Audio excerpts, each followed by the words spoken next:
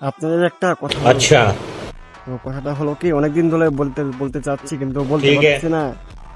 তো একদিন আমি আর আমার ছোট ভাই, বুঝছেন, রাস্তা দিয়ে যাচ্ছি। अच्छा তো রাস্তা দিয়ে যাচ্ছে, যেতে যেতেই হঠাৎ করে দেখি স্কুল ছুটি দিল। আমার এই পাশে একটা স্কুল আছে বড়, প্রায় 1100-1200 ছাত্রছাত্রী স্টুডেন্ট আছে। স্কুলটা ছুটি দিল।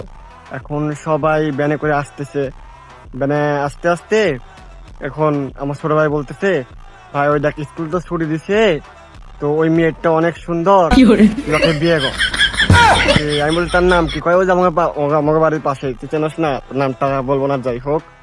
তে আমি বললাম না, তাহলে শোন, এই যে যে মেয়েগুলা দেখতেছিস যে স্কুলে ছুটি দিচ্ছে, মানে ব্যাট ভর্তি ভর্তি যে মেয়েরা যাচ্ছে, সব মেয়েরাই তার ভাবি। এখন এ কথা বলতেছি, আমি হাঁটতেছি, আনতে কেউ নাই, ও মাঝখানে দাঁড়াই লইছি। আমি কেন দাঁড়াই লইছিস কে? এখন তুই আমার মুখের দিক তাকাইছে।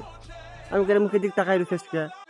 তোকে বললাম যে ওকে বিয়ে কর, আর তুই আমার কথা না শুনে তুই করতেছিস কি যে উম, সব মেয়েই আমার ভাবি।